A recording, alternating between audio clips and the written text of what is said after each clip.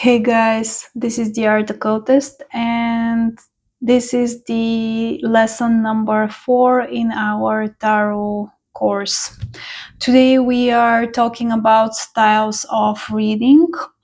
I have 3 styles that I want to touch upon, and then I'm going to show with you a few of my favorite tarot spreads, and I'm going to be doing a demo reading at the end.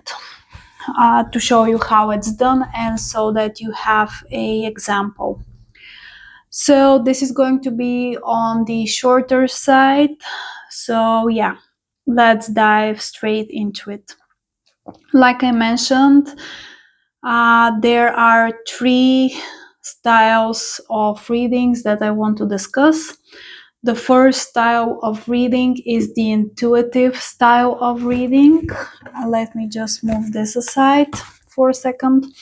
But yeah, the intuitive style of reading is when you take your cards and it doesn't really matter whether or not you have a question or not, but let's say you just want to do a reading for yourself and you're doing an intuitive style of reading. You shuffle, you cut, or however you're doing this, and you just pull 3 cards without a spread, without any positions, and you just pull 3 cards and then you turn them around and then you read them without any rhyme or reason, without any particular order. You read them energetically, and then this is the answer to your particular question. Or if you just want to know what do I need to know right now, you turn 3 cards and the energy of those 3 cards answer your question. Now, this is my least used method of reading personally. I love the other 2 methods of reading, and I very rarely do this for myself or for my clients. But there are some readers out there that they read only like this. They don't use spreads, then they don't use anything else. They just have a question, they pop 3, 5 cards, whatever, 5 cards on the table, whatever feels intuitively right at the moment. They read the energy of the cards and they have their answer. So this is style number 1. Then style number 2 is the conversational style of reading. This is something that I do when I do spirit communication or deity communication for myself personally in my personal tarot practice. I don't do this with clients. So the conversational style of reading, what it is, you have a question for your deity or a spirit or yourself, what have you, and then you pull 1 card. This is the answer to your question.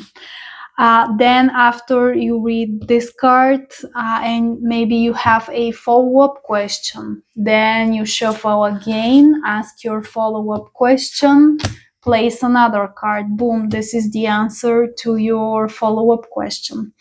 Then you have another question, shuffle again, pull another card, answer to your 3rd question. So do you see how you're building a conversation either with yourself, with the spirit, with the cards, with what have you, whatever you believe in? So this is the conversational style of reading. This is one of my favorite ways to read for myself when I commune with Hekate. And it's very useful, and I advise you whenever you do this to record your answers, because things may come up later and you may want to pick up where you left off with the conversation. Okay, the 3rd style of reading is what I practice the most and how I read professionally. And basically, this is utilizing a tarot spread. So if you're completely new to tarot, you have never had a reading, let me break it down. Let me explain what a tarot spread is. A tarot spread acts and its function is as of a map. It maps out your question and it breaks it down. So yeah, let me show you an example to see it in practice. Let me grab my spread book. So I have 3 spreads that I want to share with you. This is my personal spread book, so I'll keep that aside. The first spread that I want to share with you is the short and sweet spread. You can use it as you can use it for general readings, or if you have a specific question, doesn't really matter. But you shuffle your deck and then you pull 4 cards. The first one goes here, the second one to the left, the third one to the right, and the last one under the first one. So this is your map and also your answer for the mini questions of your big theme that you want to explore. So the first card is going to speak about the general energy or the present situation. And then you relate it to the question that you have asked. You turn it around and you read it in the context of the general energy and the present, in the context of your question, of your specific question. Then the second position in the spread is pay attention to something or be careful with something. Then you turn around your card, you read the card in the context of this prompt, of this position, and in the context of your question that you are here to consult the cards for. Does this make sense? I hope that it makes sense. The third spread position is don't forget to or environment and outside influences that may affect your topic or question. Then you turn your card around and then you have your answer to this mini question under your big umbrella topic that you're exploring. The last prompt is the advice card, and you turn the card around and you read this card as an advice in the context of your bigger issue or question that you've asked the cards. Don't worry, the 3 spreads that I'm going to be sharing with you, I'll write them down in the description box under the video, so don't worry. So this is the short and sweet spread. Yeah. I hope that this is very easy to understand, so I'm not going into deeper explanations with it. The next spread is the seasonal spread. I use this a lot. It's also a 4-card spread, so you shuffle your deck, you ask your question, or you just do a general reading with the seasonal spread. This is most likely how I would use this type of spread. It's for general readings. And then you pull your 4 cards, 1, 2, 3, 4. This is how I arrange them for this specific spread. The first position is going to be the main energy and the theme of the season that we are going to explore. You turn around the card and you read it in the context. The second position is what do you need to let go of and leave behind. You turn around the card and you read it in the context of the question. Third spread position is what do you need to embrace and focus on. Once again, you read the energy of the card in the context of your question and topic. And the last card, once again, is advice.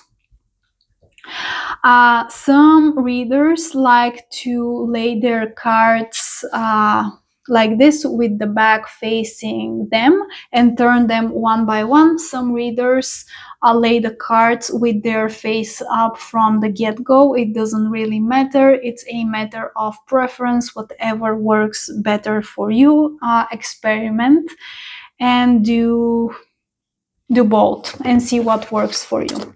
So this is the seasonal spread.